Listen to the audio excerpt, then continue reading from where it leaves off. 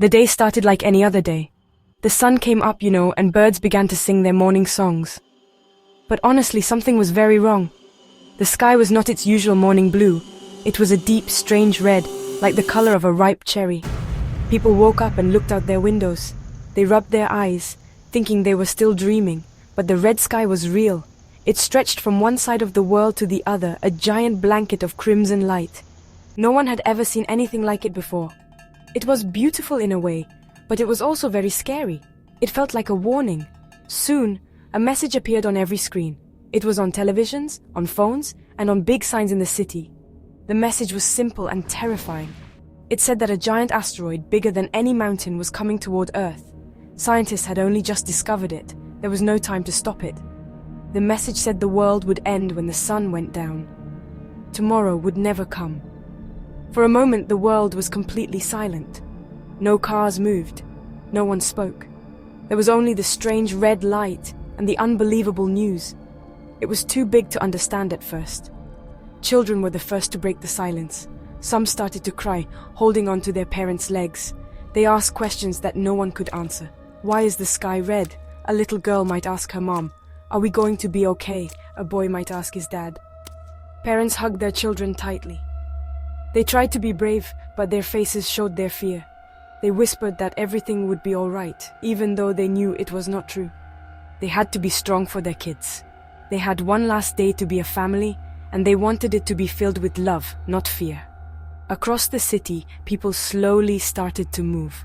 Some people ran out into the streets, shouting and pointing at the red sky. Others stayed inside, holding their loved ones close. The usual morning rush was gone. No one was going to work or school. The things that seemed so important yesterday, like finishing a project or paying a bill, meant nothing now. There was only today. Just this one single day. The whole world had one last chance to live, and everyone had to decide what to do with the few hours they had left.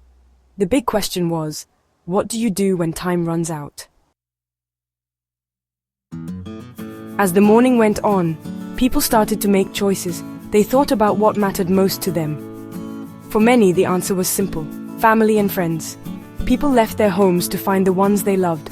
Roads that were empty just a little while ago were now filled with people walking. They weren't rushing. They were walking with purpose, going to find a brother, a sister, a best friend, or a grandparent. They wanted to spend their last hours together. They needed to say "I love you" one last time. It was a day for forgiveness and for holding hands. Many people decided to do things they always wanted to do but never had the time for. A man who always dreamed of painting went to the park. He set up his easel and began to paint the strange, beautiful red sky. A group of friends who loved music gathered in a square. They took out their guitars and drums and started to play. Soon, a crowd gathered around them, singing along to familiar songs. Their music filled the air, a sound of joy and sadness mixed together. People were not just waiting for the end, they were living. They were creating one last memory. Stores and shops opened their doors, but not for money. Owners put signs in their windows that said, "Everything is free." Bakeries gave away warm bread and sweet cakes. Toy stores let children take any toy they wanted. People shared everything they had. There was no more mine or yours. There was only ours. Strangers smiled at each other on the street. They talked as if they had been friends for years. In a strange way, on its very last day, the world became a kinder, more generous place than it had ever been before. Children, with their simple hearts, found their own ways to spend the day. They understood that something was ending, but they focused on the now. In the parks, they swung on the swings as high as they could, trying to touch the red sky with their toes. They slid down slides with shouts of laughter. They played tag, their feet pounding on the soft grass. They wanted to have one last perfect day of play. They chased butterflies and built castles in the sand, living completely in the moment. Their laughter was a bright, hopeful sound in a world that was saying goodbye. As the sun climbed higher in the red sky, a sense of peace began to settle over the cities and towns. The morning's panic and confusion had faded away, replaced by a quiet acceptance. The loud noises of the world, the sirens, the traffic, the constant hum of machines had all stopped. Instead, you could hear the gentle sounds of life. You could hear the wind rustling through the leaves of the trees. You could hear people's quiet conversations and the soft music playing from open windows. It felt as if the whole world was taking a deep, slow breath together. People found simple joys in their final hours. A father took his daughter to a pond to feed the ducks for the last time. They sat on a bench, throwing pieces of bread into the water and watching the ducks paddle happily. An elderly couple sat on their porch, holding hands and looking through an old photo album. They pointed at pictures from their wedding, from vacations, and from their children's birthdays. They smiled and told stories, reliving a lifetime of love in one afternoon. These small, quiet moments became the most precious things in the world. The world looked different, not just because of the sky, but because of what people were doing. All the rules seemed to have vanished. A group of teenagers went to a library, but not to read silently. They pulled all the books off the shelves and built a giant fort in the middle of the room. They sat inside, telling stories and laughing. In another part of town, someone had opened all the gates to the zoo. Animals walked carefully onto the streets, looking around with curiosity. A giraffe gently ate leaves from a tall tree in someone's front yard. It was a strange, magical, and dreamlike scene. What mattered most became very clear. It was not money, or fame, or success. It was connection. It was the feeling of a hand in yours. It was the sound of a loved one's voice. It was sharing a smile with a stranger. All the things people worried about every day had disappeared. The arguments, the stress, the worries about the future, they were all gone. There was only the present moment and the people you shared it with. The world had become a place of pure, simple being.